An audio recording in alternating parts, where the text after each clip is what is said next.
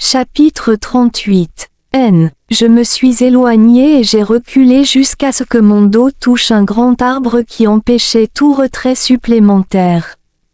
À ce moment-là, j'ai pensé que j'allais mourir. Qui me sauverait maintenant? Je pensais désespérément. Koharu allait revenir d'une minute à l'autre. Mais que pourrait-elle faire, étant donné qu'elle n'était qu'une petite femme? J'ai essayé de réfléchir à mes options, mais mon esprit est devenu complètement vide. J'ai gardé les yeux fermés, pensé à mes parents et prié. Cesse de l'ennuyer comme ça, il a déjà peur maintenant, dit la voix de Koharu venant de derrière. Koharu, Koharu, ai-je crié, s'il te plaît, calme-toi, il ne te fera pas de mal, dit-elle. Ça suffit? Tu ne vois pas qu'il est très effrayé? Dit-elle en posant une brassée de fruits qu'elle venait de cueillir. Elle s'approcha du tigre, tendit la main et lui donna une petite tape sur la tête. Dès que sa main toucha la tête du tigre, le tigre en colère se transforma en un félin apprivoisé. Tandis que Koharu lui grattait doucement le cou, il répondit en fermant doucement les yeux, comme un chat. Il m'a dit qu'il pouvait sentir la haine dans ton corps. Il n'a jamais senti cette odeur auparavant, donc il voulait juste te sentir de près, dit Koharu. Tu as dit, tu parles de ce tigre? Demandai-je. Oui, répondit-elle. Tu peux parler au tigre? Demandai-je, les yeux écarquillés. Bien sûr. Nous utilisons la télépathie, répondit-elle, comme si c'était la chose la plus naturelle au monde. La télépathie est le langage universel des âmes. Tant les humains que les animaux l'utilisent comme moyen de communication, ajouta-t-elle. Je n'avais jamais pensé que l'on pouvait utiliser la télépathie pour communiquer avec les animaux aussi, dis-je.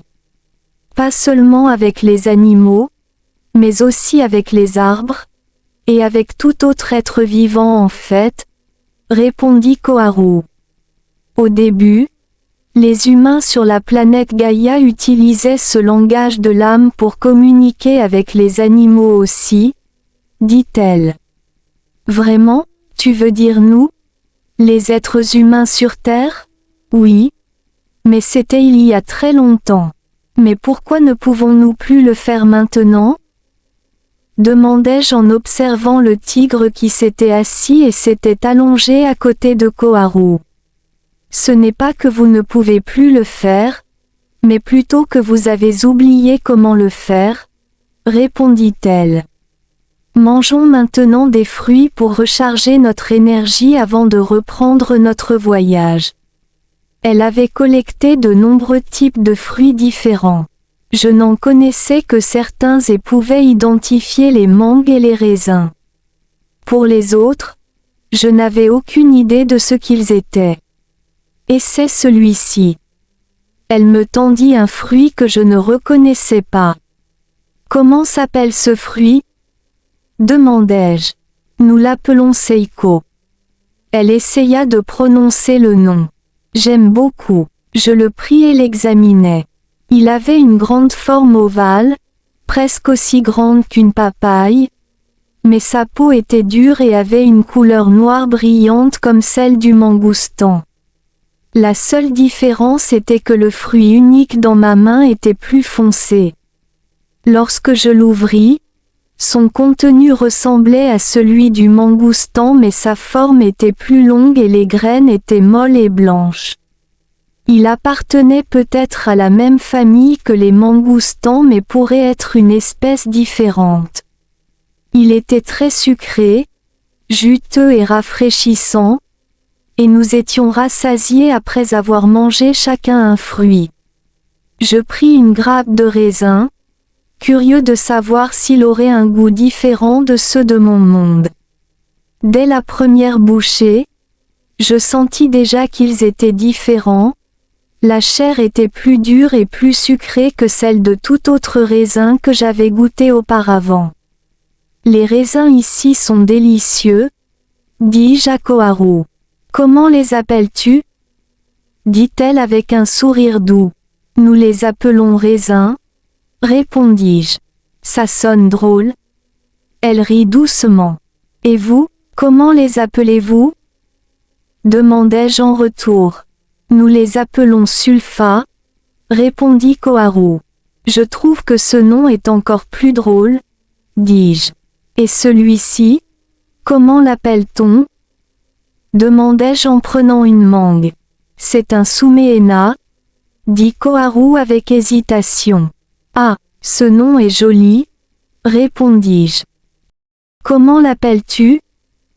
Demanda-t-elle en retour. Mangue, répondis-je. Cette fois, elle éclata de rire. Tu appelles le sumeena mangue? Ah, dit-elle en riant aux éclats. Le nom de mangue est étrange? Demandai-je. Nous continuâmes notre séance de nommer et goûter les fruits. Pour le reste des fruits récoltés, riant aux éclats des noms étranges, et plaisantant en mangeant. Pendant un moment, nous avions presque oublié ce grand mais pas si féroce chat, maintenant reposant à côté de nous, qui s'était endormi.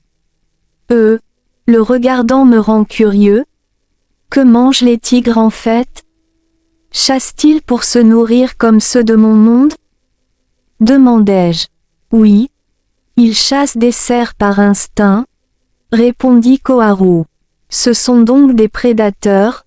Poursuivis-je. Oui. C'est exact. Je vois. Donc il y a une forte probabilité qu'ils puissent nous manger à tout moment, dis-je en sentant le tigre contre moi. Tu n'as pas à t'inquiéter, 99% de cette espèce ne mange pas de chair humaine. Il y a toujours cette pensée persistante qu'il pourrait faire partie des 1% et pourrait décider de changer son régime alimentaire aujourd'hui pour de la chair humaine. Dis-je. Elle semblait réfléchir à cette possibilité. Nous ne devrions pas faire confiance aux animaux qui sont des prédateurs naturels et supposer qu'ils ne nous attaqueront pas. Insistai-je. Laisse-moi te dire quelque chose pour que tu te sentes plus à l'aise.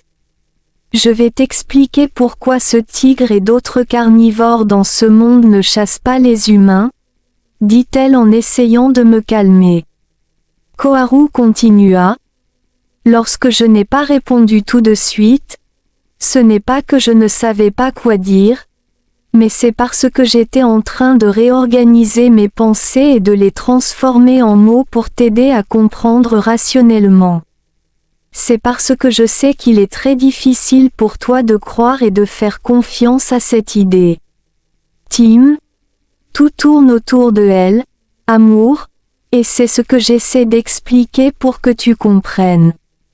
Quel rapport y a-t-il entre la question des tigres mangeant des humains et l'amour? Demandai-je.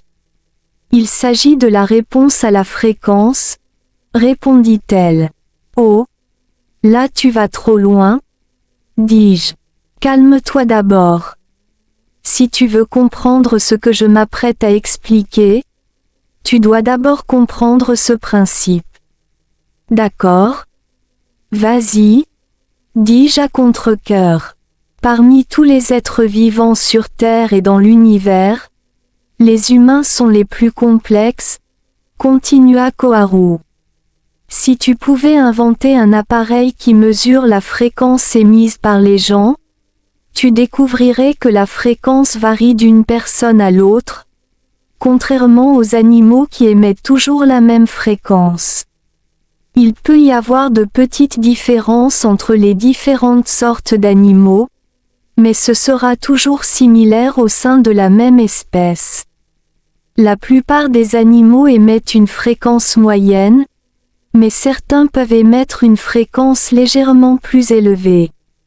Cependant, aucun d'eux n'émet une fréquence très basse.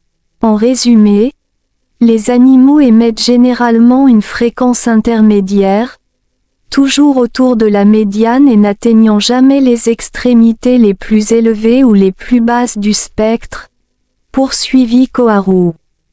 En ce qui nous concerne, nous, les êtres humains, nous pouvons émettre des fréquences dans toutes les gammes, du plus bas au plus élevé. Tous les animaux, que ce soit dans ton monde ou dans ce monde, peuvent percevoir les fréquences émises par les humains et les animaux. Et il y a une loi naturelle, chaque être vivant doit respecter celui qui est plus puissant.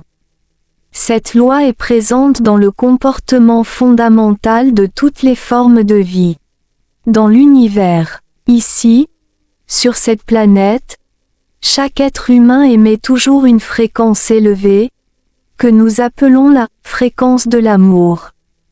Grâce à cette gamme élevée, les animaux nous respectent et n'osent pas nous attaquer, expliqua-t-elle. Oh, je comprends maintenant. Tu veux dire que parce que les gens de mon monde n'émettent pas une fréquence élevée, la fréquence de l'amour, nous risquons d'être attaqués et dévorés par des animaux sauvages, n'est-ce pas? Concluai-je. Point. C'est ça. Si tu te souviens, les gens dans ton monde vivaient en étroite compagnie avec des animaux sauvages jour et nuit. Tous les grands hommes de ton monde ont été capables de les vaincre. Certains ont même gardé ces bêtes sauvages pour protéger leurs maîtres des attaques. Ce sont des histoires vraies, pas une fantaisie, et elles démontrent le pouvoir de la haute fréquence, ou plus précisément, de la fréquence de l'amour. Si tu n'étais pas arrivé à temps, j'aurais pu être mangé puisque je n'émettais pas la fréquence de l'amour comme toi, dis-je. Je ne pense pas, pour deux raisons. D'abord, ces tigres ne reconnaissent pas les fréquences faibles ou de haine, il était simplement curieux. Deuxièmement, les personnes qui émettent une fréquence faible ne peuvent pas vivre sur cette planète de toute façon. Tu veux dire que je peux aussi émettre une haute fréquence? Demandai-je. Oui et non. Sa réponse me troubla. Oui, parce que tu possèdes la fréquence de l'amour. Et non, parce qu'elle est encore faible. Elle peut être au même niveau que celle du tigre, expliqua Koharu, en pointant l'animal. Mais, il a peur de toi parce que ta fréquence est plus élevée que la sienne, et tu as aussi un grand potentiel. Grand potentiel, en quoi? Demandai-je. Laisse-moi comparer chacun de nous ici à un réservoir d'eau. Supposons que je sois un petit réservoir, et qu'il soit rempli jusqu'au bord avec de l'eau. Tu es 2 fois plus grand que moi, mais ton réservoir est maintenant presque vide, avec juste un peu d'eau au fond. Tu ne peux pas encore partager l'eau avec les autres car tu n'en as pas assez, mais puisque tu as un grand potentiel, tu peux stocker plus d'eau que les autres réservoirs. Lorsque tu seras rempli de beaucoup d'eau, tu pourras alors partager plus avec les autres, expliqua-t-elle. Maintenant, nous avons tous été assignés à remplir ton réservoir d'eau, dit Koharu. Vous tous, avez été assignés? Tout le monde m'a dit la même chose, répondis-je en me rappelant toutes les choses que Min et Yoshida avaient dites. Le jour où tu comprendras tout, sera le jour où tu comprendras la signification, expliqua-t-elle. Exactement, dis-je. D'après ce que je comprends maintenant, l'amour est la réponse à tout, n'est-ce pas? Demandai-je. Dans ma discussion avec Min, il a parlé des plus petites particules aux plus grandes dans l'univers, et m'a informé qu'elles émergent de la fréquence positive, c'est-à-dire l'amour. Le monde et l'univers tournent autour d'eux-mêmes à cause de la fréquence de l'amour. L'évolution des êtres humains en êtres hautement évolués est également causée par l'amour. La communication avec les âmes et l'accès à la connaissance universelle sont aussi dus à l'amour.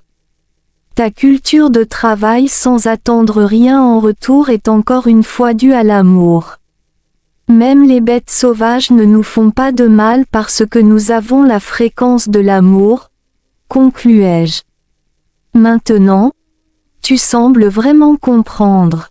Je t'ai dit que les gens sur Gaïa ne comprennent pas l'amour, ou qu'ils ne l'apprécient pas comme il se doit, mais toi, tu le comprends maintenant, n'est-ce pas? Demanda Koharu.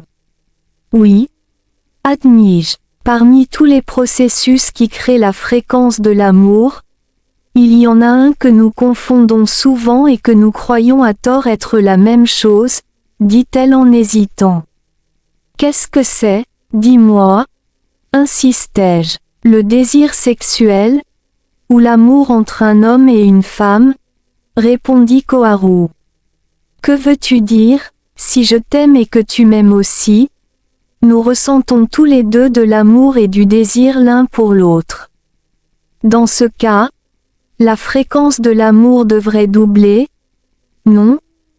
Posai-je cette question pour débat. C'est ce que je veux dire quand je dis que toi et la plupart des gens avaient mal compris cela, répondit-elle. Comment? Continuai-je à demander. Point.